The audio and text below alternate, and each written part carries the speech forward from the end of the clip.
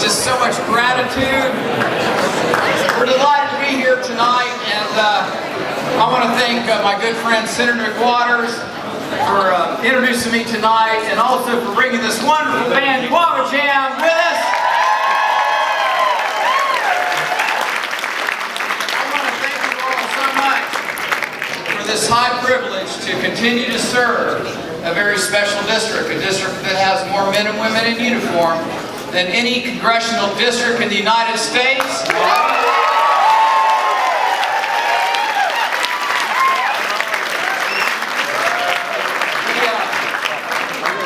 This really is a special district, and we're able to have free and fair elections because so many are willing to serve. And to those veterans who are here tonight, whatever uniform you wore, active duty or reserve, whether you saw combat or whether you didn't, and to the families of those who served, and with special and deep appreciation for our Gold Star families, from one American to another, from one American family to another. Thank you all so much for our veterans.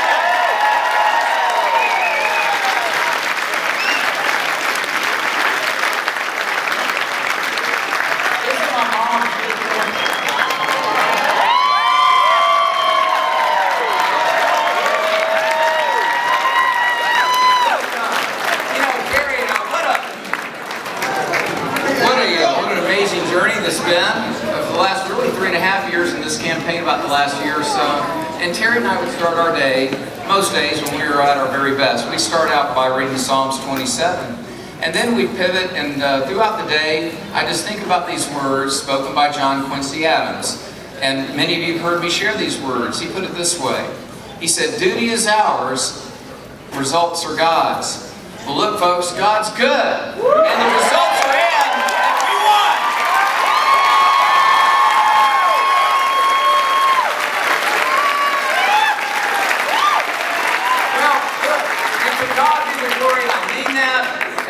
I really am a man who's blessed far more than I deserve.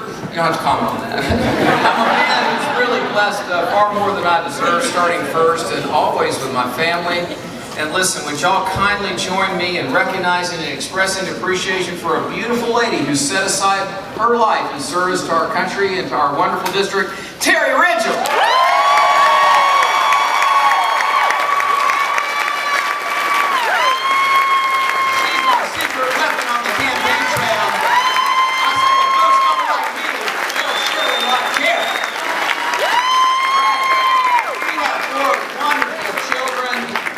Mallory, Justice, and Shannon. We have two wonderful and handsome sons-in-laws, O.E. Burke and Jackson Andrews, and Mallory and Jackson have given us these cute little grandchildren, little Parks and Reese. They're just awesome, and so we're so blessed, and our family, our extended family is here with us tonight. My wonderful father-in-law and mother-in-law, Dick and Donna McCotter. My mom and dad are up from Florida. David and Vicki Rigell, my brother and sister-in-law. And Rick, Terry's brother. We've got Rich and Catherine Fulmer, Amy and Clay Hendricks. They're local. Rick, I already mentioned Rick and Rohair and Mary Blake. They're part of the family too. Please thank them for coming out and working the phones.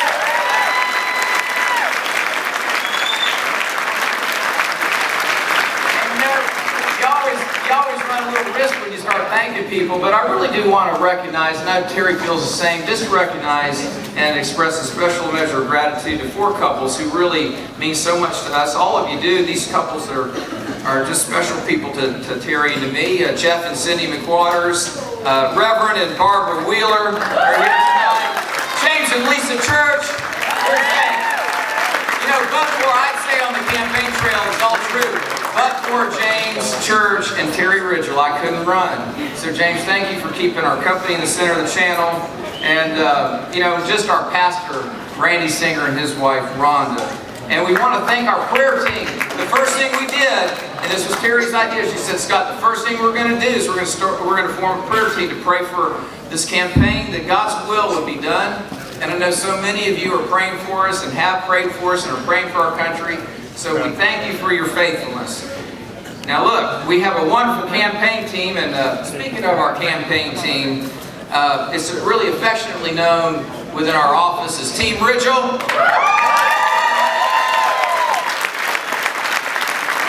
And reminded of maybe along the way on the campaign trail that my expectations of our campaign staff were, well, just, you might say, a little bit high in terms of, well, what? Like coining the term Operation Domination. Well, we want to win! I would say your expectations are a little more over the top. Over the top! That's okay, but I'll tell you what, Team Rigell delivered!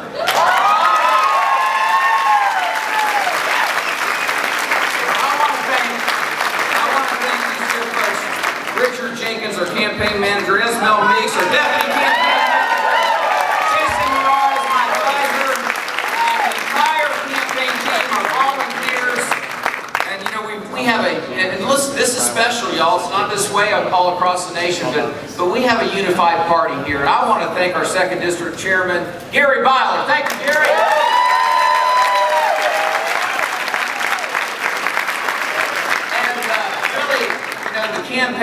The congressional team, rather, the team that works out of Washington and here locally, I'm just so proud of them. They've reached out to our community and I think delivered excellent constituent service. And I think that's a large part of what gave us that boost to get us over the finish line.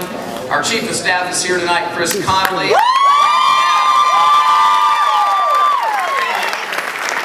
And Kendrick, we all know, he represents the district here.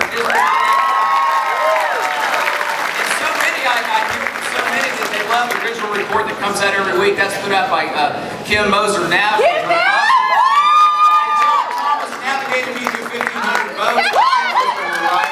So John Thomas, thank you so much, and really appreciate that. And look, I shared, as I went across the district these last couple of years and in the campaign the last year or so, that this is a defining moment in our country. And I shared that because I know it to be true. I really believe that's where we are as a country, and so often, you know, I could normally just stay right there. Excuse me, we need to back up for just a second. I'm going to get to that point, but I want to first acknowledge something. We wouldn't have this privilege to serve. We wouldn't be here tonight if it wasn't for every person here. I know of many of the phone calls and the emails, but there's no way that I could know of all of them. So please know from Terry and from me that we just give you a big hug for all that you did to lean into this and to fight for your country and to give us this high privilege to serve. This next round of applause is not for me or for anyone up here. It's for every one of you. Thank you so much.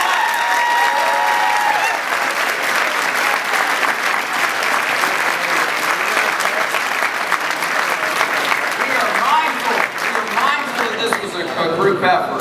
And I really want to thank our finance team. They gave us the resources to get a very positive message out. Stan Baldwin and Marie McDonald co-led that. And look, it's not easy asking for money. Give them a big hand too.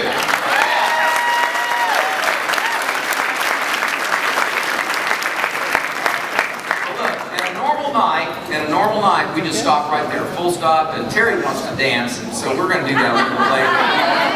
But this is not a normal time in our country, and I just want to take it, and I'm mindful of the hour, I'm mindful that there's other things we need to cover, but I just want to share with you a little bit about what's on my heart and what's on my mind about, I believe, the duty that I have to each one of you and to our country, and respectfully, I just want to share with you for a moment the duty that I believe each one of you have here tonight.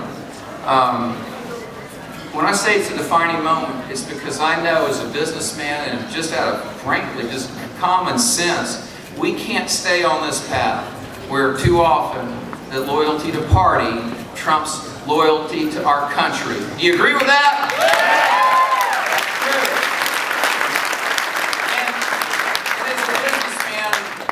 I know this to my core. I really get up early in the morning so troubled about our country's fiscal situation. We can't stay on a path where too many in Washington either do not understand our budget and how severe the risk is, or worse, they understand it, but they, for whatever reason, don't have the courage to just acknowledge it and to confront it head on.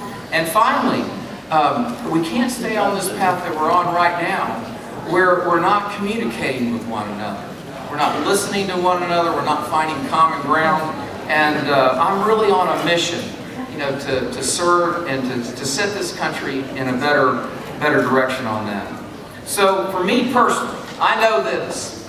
I know that my duty and service to you and to our country is this, that I'll search for the truth and try to discern that as best I can. And when I get a position and believe it to be true, I'll have the courage to speak boldly on that, and that my votes will reflect that regardless of where the party's going. And hopefully we got our party going in the right direction. And so often that it is.